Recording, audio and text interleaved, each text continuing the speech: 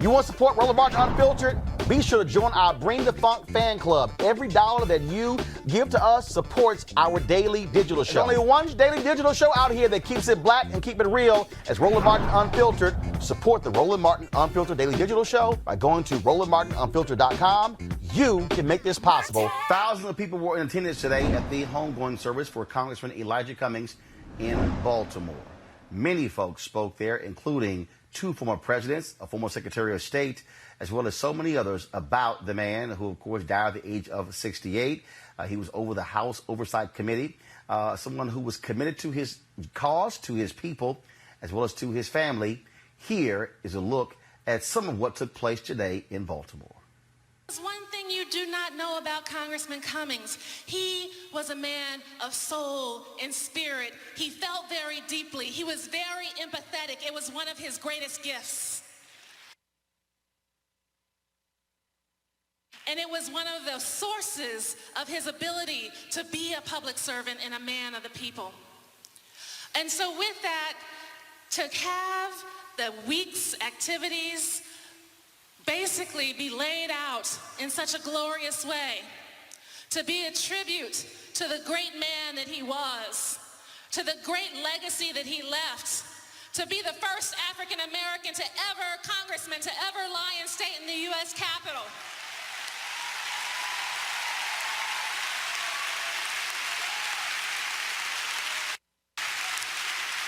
Now, it is true that he dictated every aspect of his service today.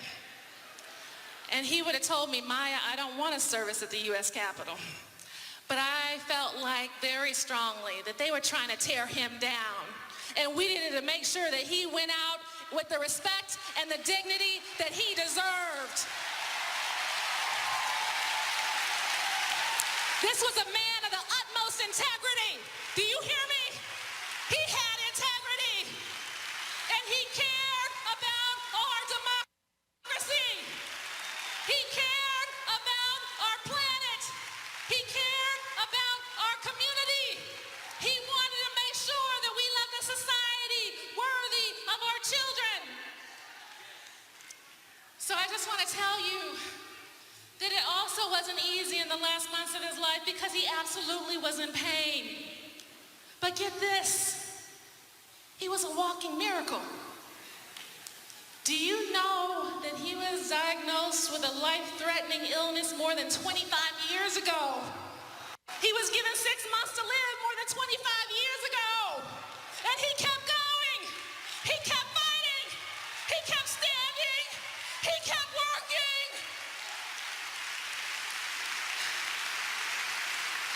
And it was my distinct honor and privilege to be his spouse.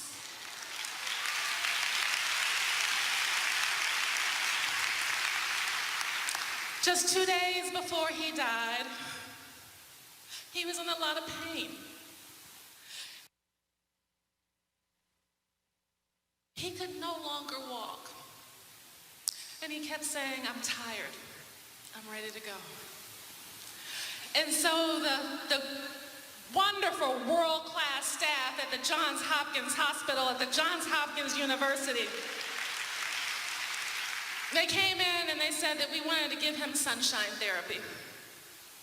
And so they rolled his entire medical bed out of the room into the 14th floor, the rooftop of Johns Hopkins Hospital, where they land the helicopters for life-threatening situations. And we rolled out, and it was a glorious, and it was a beautiful day with light everywhere. The sun was shining, and it was just absolutely glorious. It was God's day. And he looked out over the inner harbor, Harbor East. He looked toward South Baltimore, his beloved South Baltimore, where he grew up in his early years. He looked toward the downtown, and he looked toward the west side, and he said, boy, have I come a long way.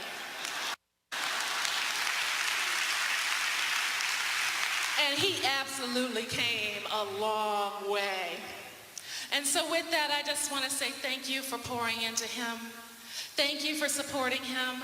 Thank you for allowing him to serve you, because it was his greatest an honor and privilege to work on behalf of all of you. The family has been heartened. Our pain has been lessened by all the love we have received from everyone here in this city, the state, the region, and the world. But Elijah Cummings was honorable before he was elected to office.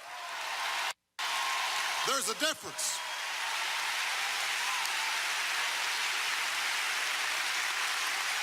There's a difference if you were honorable and treated others honorably outside the limelight, on the side of a road, in a quiet moment, counseling somebody you work with, letting your daughters know you love them. You know, as president, I knew I could always count on Elijah being honorable and doing the right thing. And people have talked about his voice. There is something about his voice that just made you feel better. You know, there's some people, they have that deep baritone, a prophetic voice. And when it was good times and we achieved victories together, that voice and that laugh was a gift.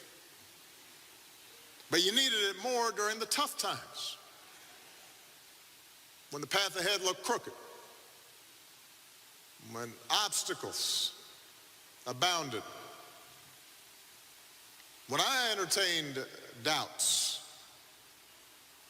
or I saw those who were in the fight start to waver. That's when Elijah's voice mattered most. And more than once during my presidency,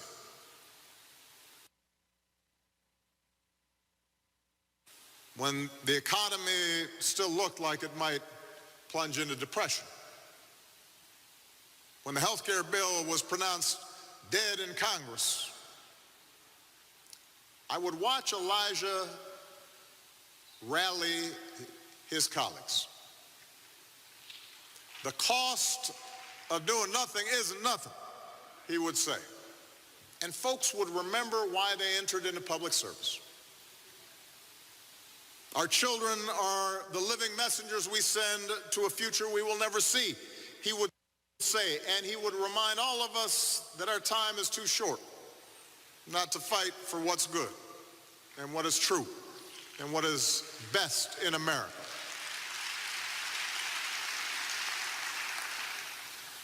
"200 years to 300 years from now," he would say, "people will look back at this moment and they will ask the question, what did you do?"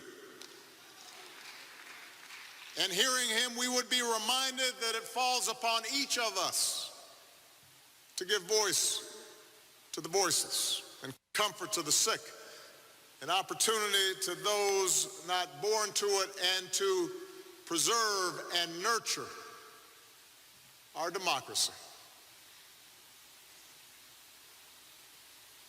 Elijah Cummings was a man of noble and good heart. His parents and his faith planted the seeds of hope and love and compassion and righteousness in that good soil of his. He has harvested all the crop that he could. For the Lord has now called Elijah home to give his humble, faithful servant rest. And it now falls on us to continue his work, so that other young boys and girls in Baltimore, across Maryland, across the United States, and around the world might too have a chance to grow and to flourish. That's how we will honor him. That's how we will remember him. That's what he would hope for.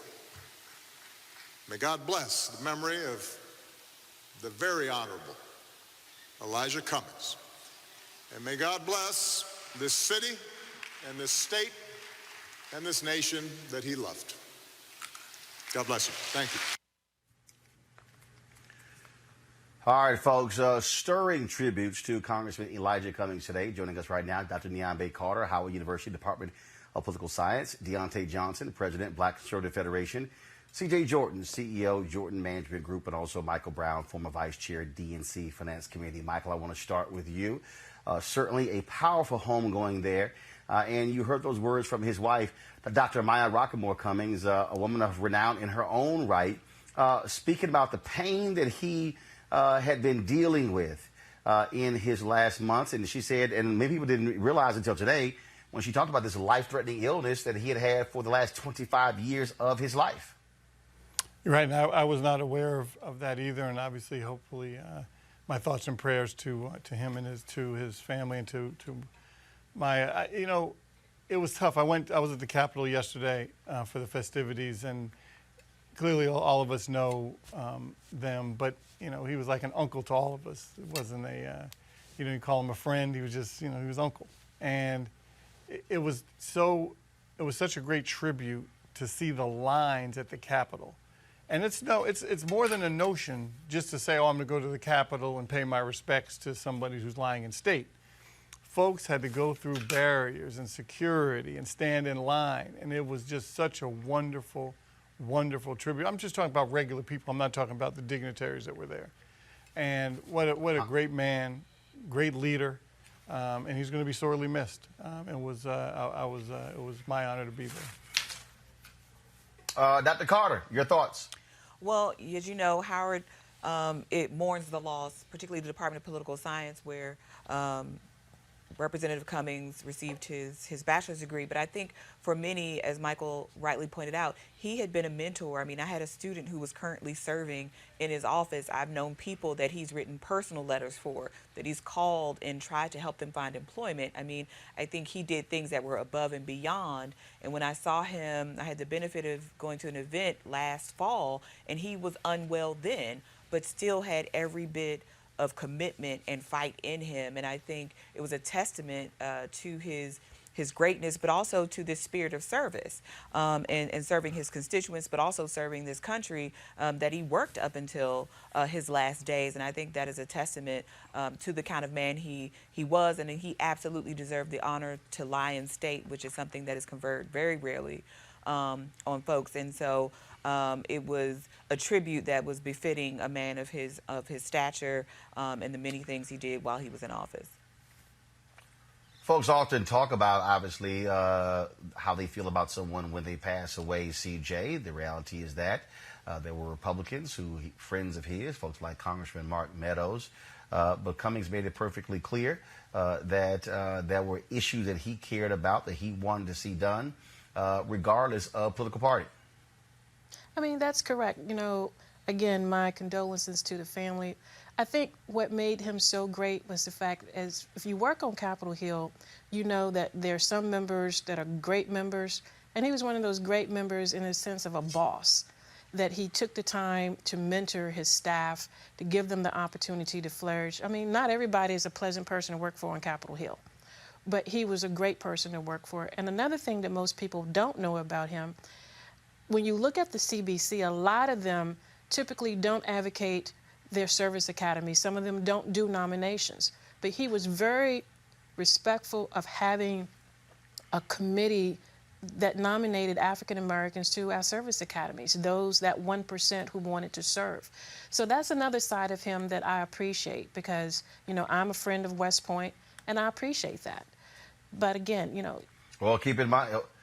Keep in mind, one of those service academies actually was in his home state, so that is no shock there. Deontay, your thoughts about today's homegoing services for Congressman Elijah Cummings? Yesterday I did have the opportunity to go on the Hill and to pay my respects. I was very pleased on how they had the doors open and how everything was set up.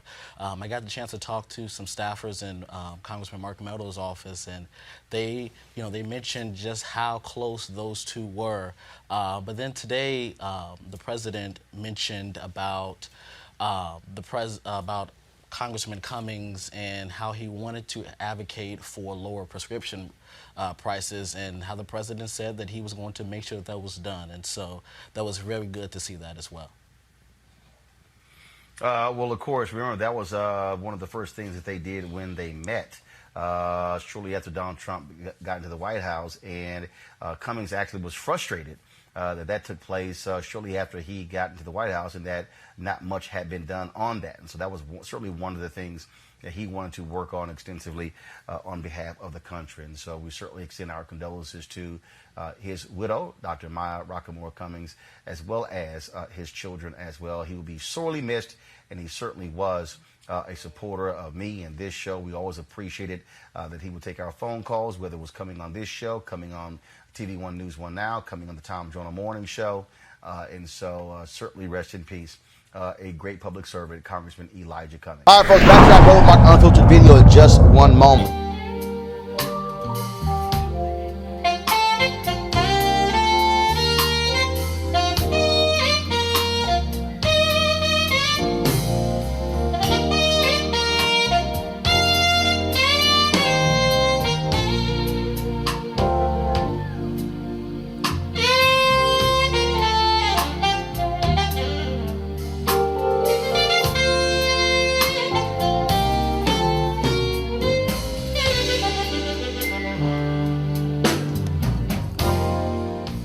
All right, folks, in a few weeks, we're going to be in Cabo for the second annual Luxe Jazz experience. Gerald Albright's going to be one of the performers there. 14 different acts performing over 3 days. If you want to attend, go to LifeLuxeJazz.com, LifeLuxeJazz.com. But if you cannot make it, but you want to check it all out, there's a live streaming pass courtesy of GFNTV.com. That's GFNTV.com. Guys, let's put the website below me. And that is, of course, concerts over 3 days. 14 acts. Of course, Mark Curry, the comedian, is one of the folks who is confirmed for this event. In addition to Mark Curry, it's going to be great concerts by, again, Gerald Albright, Alex Bougnong, Raul Madan, Incognito, Pieces of a Dream, Kirk Whalum, Average White Band, Donnie McClurkin, Shalea, Roy Ayers, Tom Brown, Ronnie Laws, and Ernest Quarles. I'll be doing Roland Martin Unfiltered that Thursday and Friday from Cabo. Looking forward to it. But again, if you want to watch the live stream, go to GFNTV.com. That's GFNTV.com. Now back to your Roland Martin Unfiltered video.